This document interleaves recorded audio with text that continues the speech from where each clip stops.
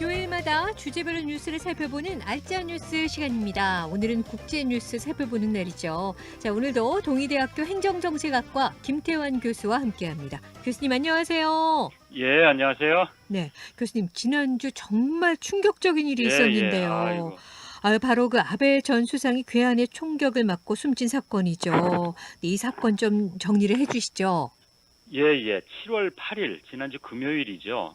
오전 11시 30분경에 7월 10일에 실시된 일본 참의원 선거 지원을 위해서 나라현 나라시에 있는 한 역 부근에서 연설을 하던 중에 전직 해상자위대 출신의 41세 괴환에게 두 발의 총격을 받고 인근 나라현 현립병원으로 응급 헬기를 통해서 긴급 이송됐지만 피격 당일 오후 5시 3분에 사망을 했습니다. 야마카미 데찌아라는 이름의 용의자는 현장에서 체포가 됐는데 직접 만든 길이 40cm 정도 되는 권총으로 두 번에 걸쳐서 아베 전 수상을 저격했습니다. 첫 탄은 빗나갔고요. 첫 총성을 듣고 돌아보는 아베 전 수상을 향해서 두 번째 탄을 쐈는데 여기에 아베 전 수상은 목 부분을 맞고 그대로 쓰러졌고 피격 당시에는 의식이 좀 있었지만 출혈이 워낙 심해서 병원에서 다량의 긴급 수혈이 이루어졌지만 결국에는 총상에 의한 과다 출혈로 사망했다고 피격 당일에 아베 전 총리의 소속 정당인 자민당 측의 공식 발표가 사망 선고 40여 분 후인 5시 47분경에 있었습니다. 네. 장례는 12일 화요일 오후 2시 30분경에 조조지라는 도쿄시의 미나토구의 한 사찰에서 있었는데요.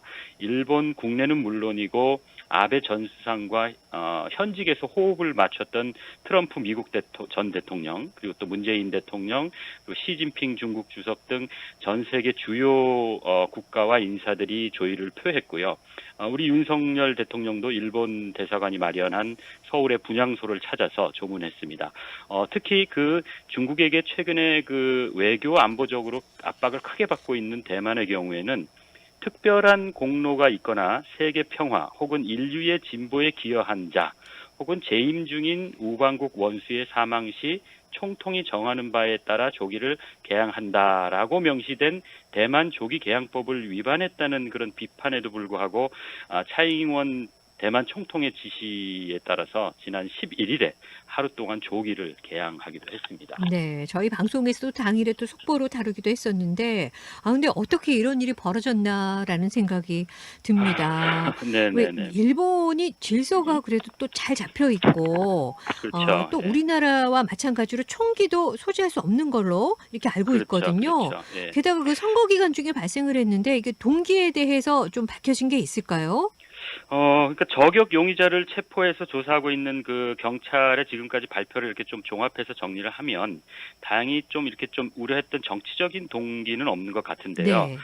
사실 아베 전 총리의 정치적인 행보에 대해서는 뭐 우리나라뿐만이 아니라 해외나 일본 국내에서도 견해가 크게 나뉘고 있기 때문에 만일에 정치적인 동기가 있었다면 일본 국내는 물론이고 국제적으로도 아주 큰 파장 그리고 혼란이 발생할 수도 있는 사안이었거든요. 근데 네. 다행히 뭐 아직까지 정치적 동기와 관련된 그런 보도는 아직 없고요. 다만 용의자의 가정 문제와 관련해서 좀 지켜봐야 할 부분이 있다고 저는 개인적으로 생각이 되는데 우리 사회도 이제 교훈을 얻을 수 있을 것 같아서요. 네. 용의자는 대체로 그 일본의 중상층 가정에서 유복하게 자랐다고 그럽니다. 그런데 이 어린 시절에 부친이 돌아가셔서 그 후에 어머니가 아버지의 재산과 사업체를 운영하는 과정에서 특정 종교의 어머니가 지나치게 심취해서 재산을 모두 탕진했다는 겁니다. 그래서 어려운 경제 상황이 시작됐는데 이 경제 상황을 타개하기 위해서 보이는 일본 자위대에 입대했고 또 병을 앓고 있던 형은 극단적인 선택을 했다는 겁니다. 그래서 그 충격이 아주 컸고 네. 그 이후에 사회에 적응을 잘 못하는 그런 상황이 됐고 그래서 사회에 대한 어떤 불만이 큰 가운데에서 평소에 생각했던 자신의 가정을 파탄나게 한 특정 종교를 아베 정 총리가 아주 많이 지원했고 또 일본 내에서 성장하게 했다고 그렇게 믿고는 범행을 저질렀다는 이런 정도로 정리가 되는 것 같아요. 그래서 네. 어떻게 보면 사회에 적응하지 못하는 뭐 한 개인 문제로 치부할 수도 있겠지만 궁극적으로는 뭐 다 누구에게나 닥칠 수 있는 예기치 못한 상황에서 어려움에 처한 어떤 가정이나 개인을 우리 사회가 적절히 돌보지 못한 책임도 있다고 그렇게 해석이 가능하기 때문에 우리도 이런 것에서 좀 교훈을 얻어야 하지 않을까 그런 생각을 해봅니다. 네, 그렇군요. 일단 뭐 직접적인 정치적 뭐 동기가 없어서 좀 네, 네. 다행이긴 하지만 그래도 또 선거 중에 발생을 했고 또 아베 전 수상이 워낙 일본 우익의 거물이잖아요. 그러다 그렇죠, 보니까 그렇죠. 정치적인 예. 영향도 많이 받을 것 같은데 현재 네, 네, 네. 어떻습니까? 그래서 이 정치라는 면이 좀 그런 면이 있긴 한데 네. 기본적으로 제가 말씀드리고 싶은 거는 민주주의라는 거는 어떤 형태의 폭력도 하지 않겠다. 음. 포기하는 거고 또 어떤 개인적인 원한이나 어떤 범죄라 하더라도 그것이 개인적으로 사적으로 처벌하거나 보복하지 않고 오직 우리가 보통 이제 공권력이라고 부르는 국가 권력이 미리 합의된 법과 절차에 따라서 강제력을 행사하는 그런 시스템이 바로 민주주의인데 네. 이 민주주의가 제대로 돌아가는 국가 중에 하나가 이제 일본이라고 해왔거든요. 네. 그래서 이 아베와 정치적으로 가장 반대적인 반대편에서 대척점에 서 있다고 할 수 있는 일본 공산당까지도 이번에 이 아베 피격 사건을 상당히 강도 높게 비판하면서 애도하고 있거든요. 그런데 아무래도 정치적으로 볼 때는 이 아베의 소속 당이고 현 여당인 자민당 입장에서는 이번 사태가 아무래도 그 이틀 후에 있었던 그 선거에 어떤 영향을 주고 또 도움을 얻었다고 그렇게도 볼 수가 있거든요. 네.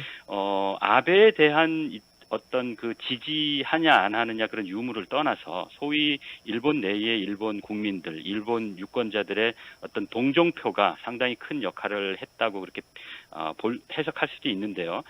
그래서 그런지 아베 사망 이틀 후에 치러진 일본 참의원 선거 결과가 자민당을 포함해서 연립 여당인 공명당, 일본 유신회, 국민민주당 등 개헌에 상당히 우호적인 정당이 선거 대상이 되었던 125석 중에서 93석을 획득을 했습니다. 그러니까 3분의 2가 훌쩍 넘었는데 일본 참의원의 경우는 임기가 6년인데 매 3년마다 2분의 1씩 선거를 합니다. 네. 그런데 이번 선거를 통해서 93석을 개헌에 우호적인 정당이 얻었기 때문에 참의원 전체 248석 가운데 개헌 발의를 할 수 있는 3분의 2를 아주 훌쩍 넘어버렸거든요. 네. 이런 상황에서 기시다 총리도 10일에 개표가 진행 중인 가운데에서 개헌 발의에 필요한 3분의 2가 넘으면 되도록이면 빨리 국민투표에 개헌안을 연결하고 싶다. 이런 또 견해를 피력하기도 해서 좀 우려하는 시각도 사실은 있습니다. 네, 그렇군요. 근데 교수님 말씀하셨지만 그 소위 왜 일본이 개헌을 통해서 네네. 자위대가 아니라 정식 군대를 보유하는 국가가 되는 그런 헌법 개정에 한 걸음 네네네네네. 석금 다가서게 되는 거잖아요. 네네. 이렇게 그렇게 볼 되면은 수 뭐 있습니다. 중일 네. 관계, 한일 관계 다 어려워질 것 같은데 어떤가요? 참 이렇게 어려운 문제인데 사실은 네. 먼저 개헌 문제는 제 개인적인 생각으로는 언제냐가 문제지 개헌되는 방향으로 가고 있다고 저는 생각을 해요. 네. 사실 일본 내에서 보면은 기존 일본 헌법, 음? 평화헌법이라고도 하는 이 헌법에 대한 지지가 일본 국민들이 상당히 지지가 큽니다. 그래서 워낙 네. 크기 때문에 일본 의회에서 국민투표를 발의하더라도 개헌이 실제로 될 수 있는 3분의 2 이상을 국민들로부터 국민투표에서 지지를 얻기 어려울 거라는 그런 예측을 많이 하고 있습니다. 그렇지만 소위 그 전쟁 포기 조항이라고 하는 헌법 구조에 대한 개정만 이렇게 기술적으로 딱 뽑아서 국민투표에 붙인다면 가능성이 좀 더 커질 수도 있는 거거든요. 네. 특히 그 최근의 국제 환경이 중국에 대한 어떤 위협도 일본에 대한 상당히 커지고 있는 형편이고 네. 또 일본의 가장 큰 가상적국이라고 할 수 있는 러시아가 우크라이나를 실제로 침공한 그런 상황이거든요. 네. 일본도 위협을 느끼고 있는 거기다가 북한의 행보도 상당히 심상치 않고 해서 일본 입장에서는 자위대가 아닌 정식 군대를 통해서 군사력을 더 방위력을 증대해야 한다는 어떤 그런 명분이 일본 음. 내에서 여론에 상당히 이렇게 먹혀 들어가는 그런 상황입니다. 네. 그래서 그런 쪽으로 갈 수밖에 없다는 그런 생각이 들고 우리도 거기에 대비해야 된다는 생각이 드는데 그게 이제 결국 한일 문제가 어떻게 될 건가인데 남북한 문제하고 이 한일 관계가 사실은 참 어려운 문제인데요. 네. 개헌이 되는 상황에서도 당위적으로 얘기하면 양국 관계가 한일 관계가 개선되어야 한다는 거는 분명합니다. 근데 이제 개헌을 지나치게 비판을 하면 내정 간섭이 되니까 관계를 또 더 악화시킬 수도 있고요. 그래서 네. 결국은 정부의 어떤 직접적인 것보다는 비정부적인 비공식적 혹은 이 민간의 역할이 한일 관계에 있어서 조금 점점 더 중요해지지 않겠나 그런 생각을 하고 단적으로 말씀드리면 결국 일본의 보통 국가화, 그러니까 군대를 정식 보유하는 전쟁을 할 수 있는 국가가 되는 보통 국가화를 막을 수 없는 상황이라면 이것을 잘 관리하고 견제할 수 있는 쪽에 좀 더 초점을 맞춰서 우리가 국리를 하는 것이 좀 더 현실적이고 좀 더 효율적이 아니겠나 그런 생각을 합니다. 저는. 네. 그래서 그런 면에서 보면 일본 군대가 독자적으로 우리가 원치 않는 예기치 않은 그런 행동을 할 수 없도록 묶어놓는 방법이 있는데 그게 이제 한국과 일본의 군대가 서로